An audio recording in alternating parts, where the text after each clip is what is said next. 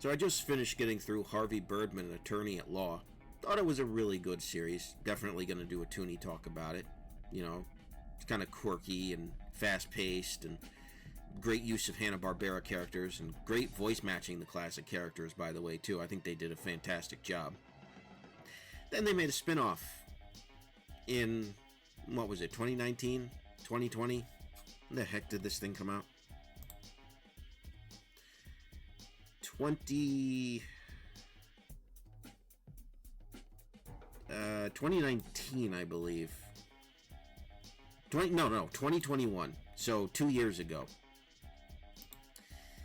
It is one of the worst shows I've ever seen. I don't like to be too negative on Toony Talk because I like cartoons, but I watched all 12 episodes of this garbage.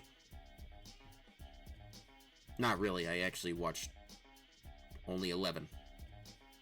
Because by that point, I just was done. This show is awful. Now, I'll try to get into some positives, maybe some redeeming factors here if there are any. Despite what a lot of people say, I think the animation is actually alright. A lot of people trash the animation of the show. I, on the other hand, tend to think it's okay. Same with the voice acting. I think the voice acting's fine. But the characterizations and the story are some of the worst I have ever seen. It's not Velma bad, but it's pretty freaking close. It's pretty freaking close. The main titular character, Birdgirl, completely reworked from her character in Harvey Birdman. She no longer wants to be a lawyer. Instead, she wants to be CEO of the whole company. And it's no longer a law firm. It's a mega conglomerate. Her father dies. She becomes CEO. Well, technically, he names Birdgirl. And because he doesn't know that Birdgirl is his daughter, which I guess is consistent with Harvey Birdman. And so she manages to get herself CEO as Judy, long story short. And from then on, it's just rah-rah, girl power, look at me go. With terrible supporting characters who encourage her to make terrible decisions all the time, on top of her own terrible decisions all the time. Birdgirl is now just a vigilante. She's basically just a Batman. A less cool Batman. Where there could be some potential there, they completely wasted it. The new costume is it's fine, I guess. Somewhat accurate. It doesn't bother me all that much. It's largely inconsequential. This is just a bad show. And I'm surprised because when this thing came out, it just kind of flew under the radar, no pun intended. And I wasn't sure why. And I remembered it existed after having gone through Harvey Birdman for the first time, because I'd seen Harvey Birdman and clips of Harvey Birdman on Adult Swim for a couple of years, but I never sat down and actually watched full episodes. Mostly because I just didn't get it. I'll be honest, I still don't get Harvey Birdman sometimes. But what I do understand is pretty funny. It's a pretty funny show, pretty entertaining show. This, no, this is not entertainment. This is anti-entertainment. This is 2020's writing personified. Everything wrong with the 2020s is personified in this show. Again, not quite to a Velma extent. There were moments that made me laugh, but it's pretty bad. It's pretty irredeemable. Animation and voice acting are good, but the story and characterizations... It's another one of those shows that suffers from the problem of... It's got terrible characters who do immoral, terrible things, and then try to redeem themselves. And the second problem of... The characters will not shut up. They have to constantly be talking about something. And then they have to constantly be meta about something.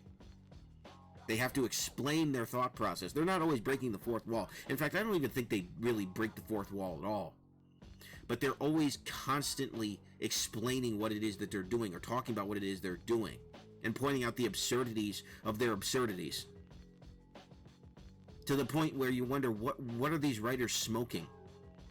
Are they not okay with any of their decisions? It's just bad. You'll have the characters go on diatribes about different things that they do for no reason, or pointing out the obvious consequences of making a bad decision all the time. I can't stand that, and that's becoming so standard in a lot of adult animation. And then there's the fact that, like most adult animations, it leans into the vulgarity the longer it goes on. At first, it's tolerable, and then it just gets to the point of, okay, yeah, but okay. And then there's a lot of questionable things that happen in the name of feminism. What they do with feminism in this show is they bring it up as sort of a tongue-in-cheek thing, but they're really just paying lip service to it and saying, see how funny we are because we're pointing out this thing that people are annoyed by? It's just annoying. I don't like that. There's only 12 episodes, so if you want to check it out, be my guest. It's on Max.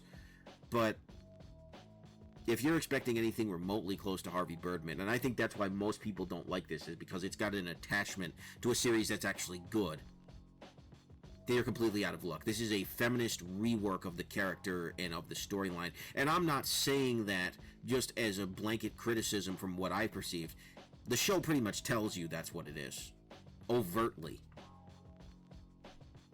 That's what the show is. And you either like that or you don't. Now, there are some people who like it. I've seen people say they enjoy it. There's an audience for everything. But it ain't me. This was a bad show. Oh, another redeeming quality was the dog character. What the heck was his name? He was good.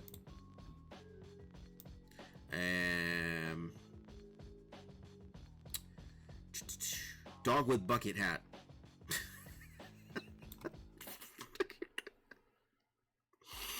That was his freaking name. Dog with bucket hat. He was easily the best part of the show. They didn't even bother giving him a name. How are these people allowed to make television? In all seriousness, how are they allowed to make television? Characters called Dog with Hat. They couldn't give him an endearing name like Benny or Max or...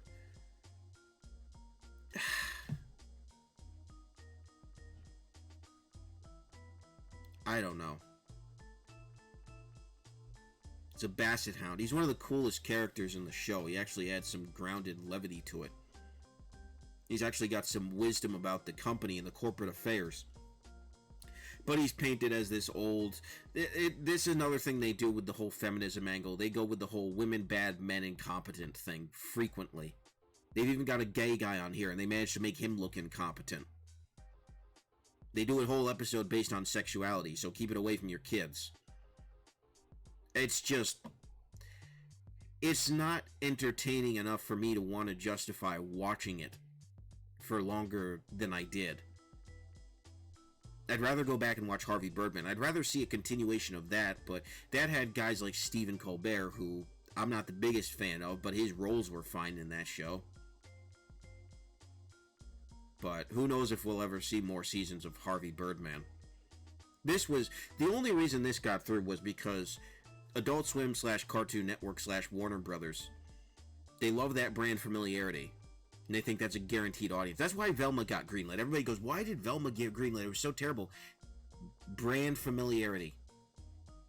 If you can attach a popular brand to it, most likely they'll say yes. That's what they do.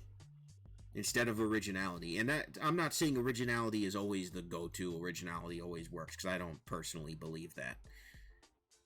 But this is an example of a spin-off that was completely botched and completely unnecessary. I'm totally fine with them not having all the original Hanna-Barbera characters doing whatever.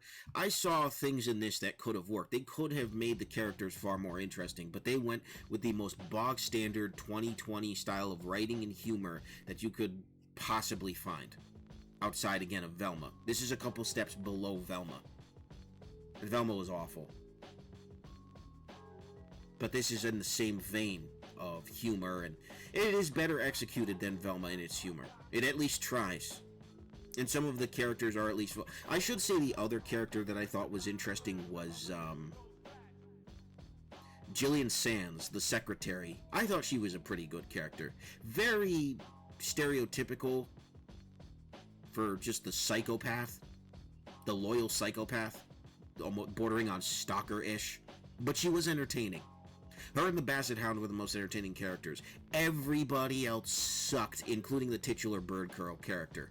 Everybody else. It just was not a good series. But it had potential. And I think, ultimately, it's 2 seasons. They're saying, on Wikipedia, they're saying it's present, but there's been no announcement of a 3rd season, as far as I'm concerned, or a 3rd and 4th season, because I'm sure they'd bundle it together with 2. I hope there's not, because it's only going to get worse. I don't see this show ever getting better, so... Anyways, let me know what you think about Birdgirl if you ever had the displeasure of watching it, and I will see you guys in the next Toony Talk. This has been Super Koopa TV. God bless. Have a good one. Peace.